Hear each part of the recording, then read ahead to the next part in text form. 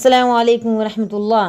الحمد للہ رب العالمین والصلاة والسلام علی اشرف المرسلین، اما بعد فاعوذ باللہ من الشیطان الرجیم، بسم اللہ الرحمن الرحیم۔ ووصینا الانسان بوالدیہ حملتہ امہ وہنا علی وہن وفصالہ فی عامین ان اشکر لی ولوالدیک الی المصیر۔ ہم نے انسان کو اپنے ماں باپ کے ساتھ اچھا سلوک کرنے کا حکم دیا۔ ماں نے تو اسے تھک تھک کر اپنے پیٹ میں اٹھایا اور 2 برس میں دودھ چھوٹا، تو پھر میری اور اپنے والدین کی شکر گزاری کیا کرو، یاد رکھو میری طرف لوٹ کر آنا ہے۔ رسول اللہ صلی اللہ علیہ وسلم نے ارشاد فرمایا، جب ان سے ایک صحابی نے سوال کیا، یا رسول اللہ کے نزدیک سب سے زیادہ محبوب عمل کون سا ہے؟ آپ صلی اللہ علیہ وسلم نے فرمایا، وقت پر نماز پڑھنا۔ پوچھا اس کے بعد کون سا؟ آپ نے فرمایا، والدین کے ساتھ حسن سلوک کرنا۔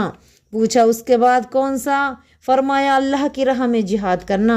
ایک مرتبہ ایک شخص رسول اللہ صلی اللہ علیہ وسلم کے پاس آیا اور کہا، میں آپ کے پاس اس لیے آیا ہوں کہ ہجرت پر بیعت کروں، اور میں نے اپنے والدین کو روتے ہوئے چھوڑا ہے۔ آپ صلی اللہ علیہ وسلم نے فرمایا، اپنے ماں باپ کے پاس واپس جاؤ اور ان کو ہنساؤ جس طرح تم نے انہیں رلایا ہے۔ ایک شخص رسول اللہ صلی اللہ علیہ وسلم کے پاس آیا اور پوچھا، میرے حسن سلوک کا سب سے زیادہ مستحق کون ہے؟ آپ صلی اللہ علیہ وسلم نے فرمایا، تمہاری ماں۔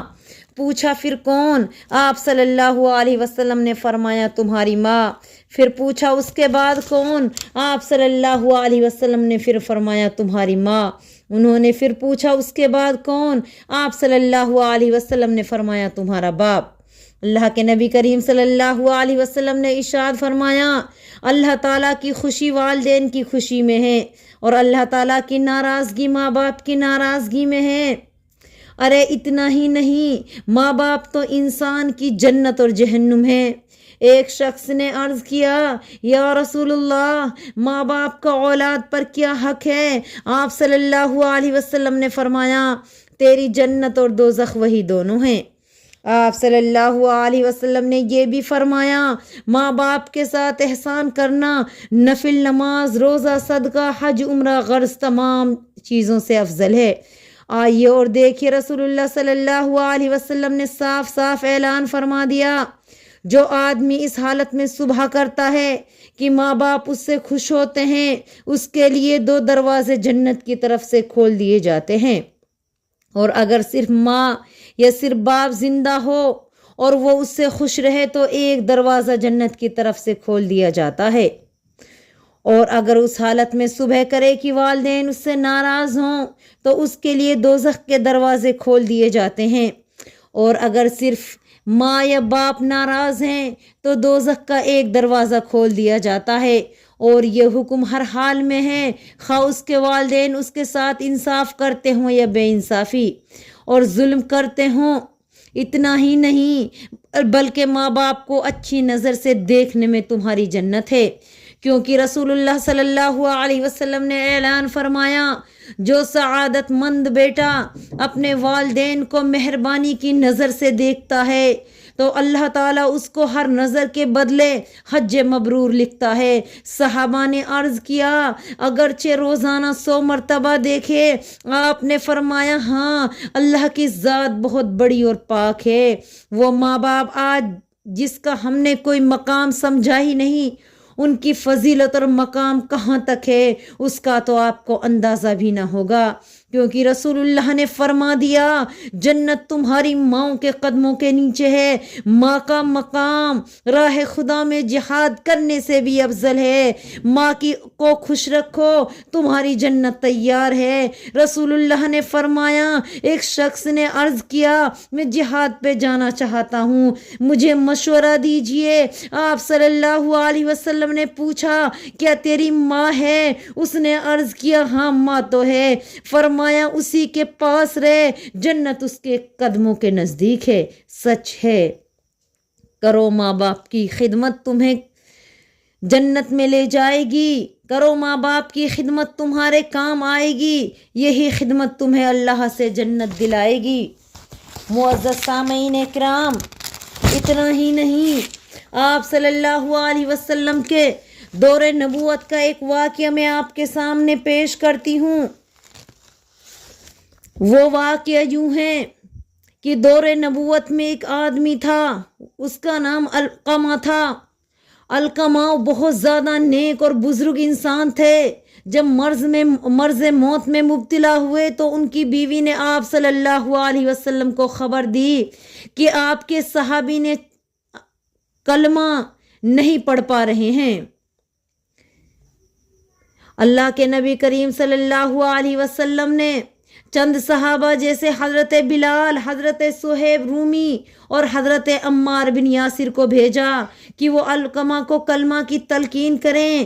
یہ صحابہ ان کے پاس پہنچے اور رسول اللہ صلی اللہ علیہ وسلم کی ہدایت کے مطابق انہیں کلمہ کی تلقین کی، تو انہوں نے یہ دیکھ کر بڑی حیرت ہوئی کہ علقمہ کی زبان سے کلمہ ادا نہیں ہو رہا ہے۔ چنانچہ اس حیرت انگیز حالات کی خبر انہوں نے رسول اللہ صلی اللہ علیہ وسلم کو دی۔ آپ صلی اللہ علیہ وسلم نے دریافت کیا، علقمہ کے والدین زندہ ہیں؟ آپ کو بتایا گیا کہ باپ کا انتقال ہو چکا ہے، البتہ ماں زندہ ہے۔ آپ نے علقمہ کی ماں کو اطلاع دی کہ ان سے میں ملنا چاہتا ہوں۔ ان کی بوڑھی ماں نے کہا، جب وہ آپ سے ملی تو آپ نے پوچھا، علقمہ کی ماں سچ بتاؤ علقمہ کا کیا حال ہے؟ اس نے کہا، یا رسول اللہ، علقمہ بڑا نمازی، بڑا روزے دار اور بڑا خیرات کرنے والا ہے، البتہ میں اس سے ناراض ہوں، وہ میری نافرمانی کرتا ہے اور اپنی بیوی کو مجھ پہ ترجیح دیتا ہے۔ آپ نے فرمایا، تمہاری ناراضگی کی وجہ سے علقمہ کی زبان سے کلمہ نہیں نکل رہا ہے، اور اگر وہ اس حال میں مرا کہ اس کا خاتمہ ایمان پر نہ ہو تو وہ جنت میں داخل نہیں ہوگا، تو اسے معاف کر دے تو یہ اس کے لیے بہتر ہے۔ لیکن بوڑھی عورت نے معاف کرنے سے انکار کر دیا۔ تب آپ نے حضرت بلال کو حکم دیا کہ لکڑیاں جمع کر کے اس آگ میں علقمہ کو جلا دو۔ یہ سن کے بوڑھی ماں گھبرا گئی اور اس نے حیرت سے دریافت کیا، کیا میرے بچے کو آگ میں جلایا جائے گا؟ آپ نے فرمایا، اگر تیری ناراضگی کی حالت میں اس کا انتقال ہو گیا تو اس سے بھی تیز آگ دوزخ میں اسے جلنا ہوگا۔